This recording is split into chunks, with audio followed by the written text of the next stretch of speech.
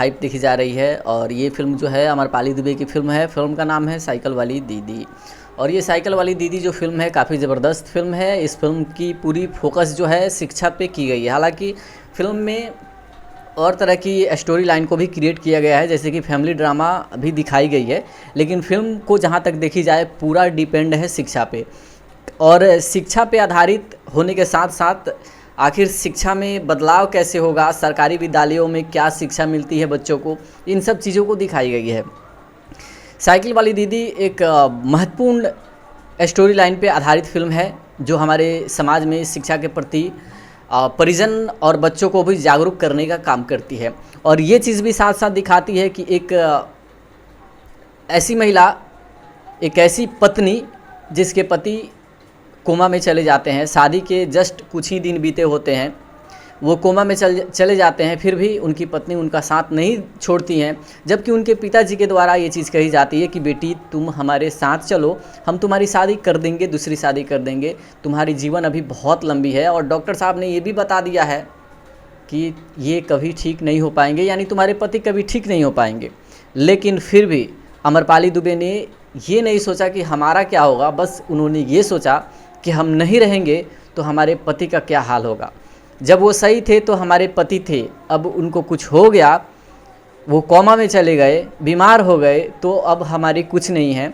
ऐसा करना उन्होंने उचित नहीं समझा और उन्होंने शादी से साफ साफ इनकार कर दिया और अपने पिताजी के बातों को टालते हुए कहा कि पिताजी आपको तो पता है कि जब बेटी की शादी हो जाती है तो बेटी पराई हो जाती है, तो आज से ये समझ लीजिए कि हम आपके लिए पराई हो गए हैं, यही हमारा घर है और अब मैं अपने पति के साथ ऐसा नहीं कर सकती, मैं अपने पति को छोड़ के कभी नहीं जा सकती। ऐसी बातें करके उनको रिटर्न कर देती हैं। दरअसल बात यह है कि अमरपाली दुबे जो है एक नॉर्मल परिवार से बिलोंग करती हुई लड़की हैं और इनकी शादी जो है होती है शिवम तिवारी से।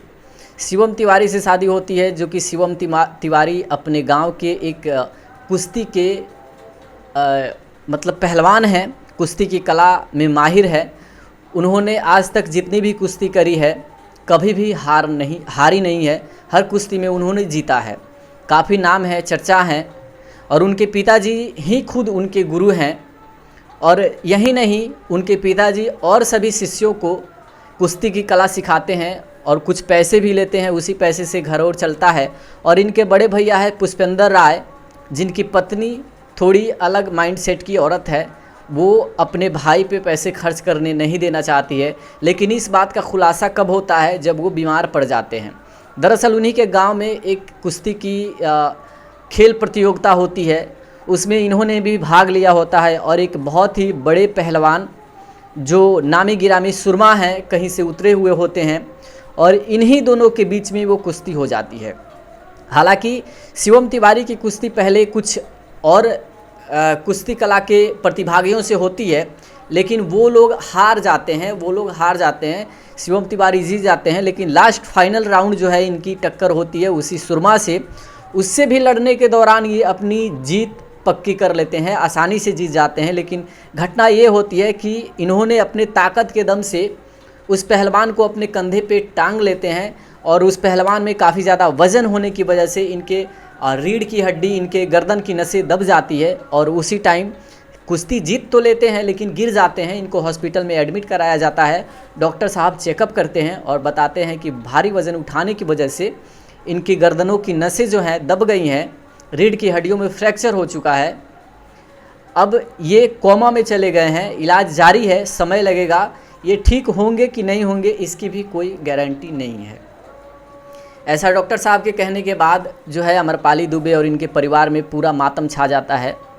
उनका इलाज हॉस्पिटल में ही चल रहा होता है। बहुत ही दुख की बात है, दुख भरी घटना है।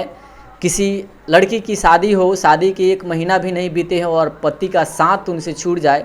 पति जीते जी भी वो उनके साथ नहीं रह पाएंगे, उनसे एक लफ्ज़ बात नहीं कर पाएंगे, उनका कोई मतलब दुख नहीं हर पाएंगे, कोई प्रॉब्लम नहीं सॉल्व कर पाएंगे, उनके लिए कुछ ला नहीं पाएंगे, सिर्फ देखने के लिए रह जाएंगे। तो उस लड़की पे क्या बीतेगी, जबकि उस लड़की की पूरी ज़िंदगी पड़ी हुई है और ये भी उम्मीद अब नहीं है कि ये ठीक भी हो पाएंगे।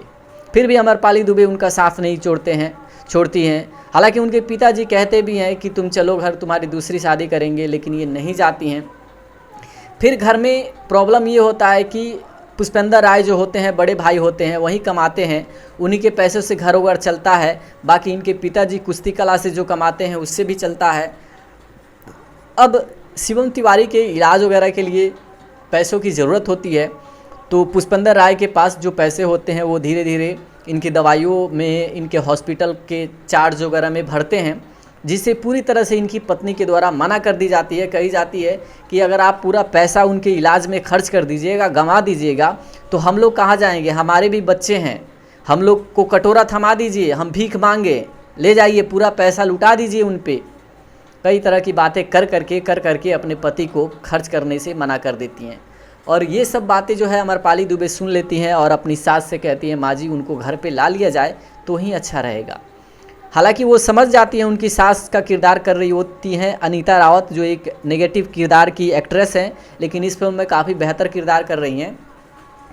तो ऐसा होता है कि उनको जो है लाने के लिए कहती हैं, ये कहती है आखिर क्या हुआ बहू, जेठानी ने तुमको कुछ कहा? वो कहती है ना माँ जी कोई दिक्कत नहीं है, आप उनको ला लीजिए, बाकी जो सेवा वगैरह है मैं कर लूँगी।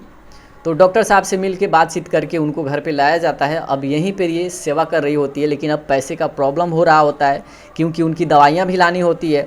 अमरपाली दुबे एक निर्णय लेती हैं कि आप लोग मना ना करें, गुस्सा ना करें, तो मैं जो है कोई नौकरी कर लूँ। गांव में ही वैकेंसी आई है शिक्षा मित्र की, आप कहे तो मैं फॉर्म अप्लाई कर दूं। इनके ससुर जो है थोड़ा हिचकते हैं, कहते हैं बहू ये क्या कह रही हो, गांव वाले क्या कहेंगे? लेकिन कहती है गांव वाले सिर्फ कहेंगे पिताजी, कोई करेगा नहीं, कोई कुछ देगा नहीं, सिर्फ कहेंगे, कहने वालों के पीछे मत पड़िए, हमें अभी ज़रूरत है पैसों की, दवाइयाँ भी लानी है। हालांकि ये आप लोगों पे डिपेंड करता है, आप लोग अगर कहेंगे तो करेंगे, नहीं तो नहीं करेंगे। हालांकि हमको ये नौकरी करने के लिए कहीं गांव से बाहर नहीं जाना है, अपने ही गांव के स्कूल में शिक्षा मित्र की वैकेंसी आई है। इनके ससुर और सास भी राज़ी हो जाते हैं, वैकेंसी भरती हैं। और ये सुन करके जेठानी तिलमिला जाती हैं कि ये नौकरी करेगी और अब मैं घर का चूल्हा चौका करूँगी, जब ये नौकरी करेगी तो मैं भी नौकरी करूँगी, मैं भी जा रही हूँ फॉर्म भरने। और वो भी फॉर्म भरती हैं, दोनों फॉर्म भरती हैं, लेकिन उससे कोई दिक्कत नहीं है, सबका हक है भरने का। अमरपाली दुबे भी ये समझ रही हैं और चुनाव मतलब ये ही सिलेक्शन होता है अमरपाली दुबे का ही। अब जो है इनकी जेठानी को ये चीज़ बर्दाश्त नहीं होती है, वो सोचती है कि अगर मैं इन लोगों के साथ रही तो ये तो स्कूल चली जाएगी, बाकी घर का चूल्हा चौका काम धाम जो है मुझे ही करना पड़ेगा, बेहतर यही रहेगा कि मैं इन लोगों से अलग हो जाऊं। और ये सोच करके ये कहती हैं कि हमको अलग कर दीजिए, हमको एक में नहीं रहना है, नहीं तो ये नौकरी करेगी तो हम भी नौकरी करेंगे। और इस सब बातों को लेकर के इनके पति पुष्पेंद्र राय भी कहते हैं हाँ हाँ आज से 2 चूल्हा जलेगा, हम लोग अलग ही रहेंगे।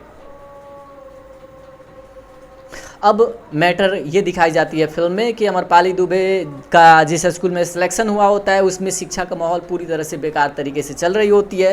शिक्षक जो है बच्चों से घर अपना काम करा रहे होते हैं, बाल खुजलवा रहे, सर खुजलवा रहे हैं, कोई खाना पकवा रहे हैं, इन लोगों से मतलब अपने मन मर्जी का काम कराते हैं। बच्चों को कुछ नहीं आता है, 2+2 का जोड़ कितना होता है, 2+2 बराबर क्या होता है, ये चीज़ भी बच्चों को पता नहीं होती है। अमरपाली दुबे आने के बाद देखती है कि ये क्या हो रहा है, ये लोग तो स्कूल को धर्मशाला बना के रख दिए हैं। फिर ये ऐसा करती हैं कि सब पे कंट्रोल करती हैं, सबको ऐसा करने से रोक देती हैं जिससे सारे शिक्षक इन पे भड़के हुए रहते हैं। एक दिन एक बच्ची को टास्क दी होती है और वो टास्क पूरा करके नहीं आई होती है तो उसे एक थप्पड़ लगा देती है। तो प्रिंसिपल साहब के द्वारा ये वीडियो शूट करके गार्जियंस को दिखा करके उनके माइंड में ये भर दिया जाता है कि ये क्या पढ़ाएगी, बच्चों को मारती है, ऐसे कोई गार्जियन भी नहीं मारता है जैसे ये मार रही है।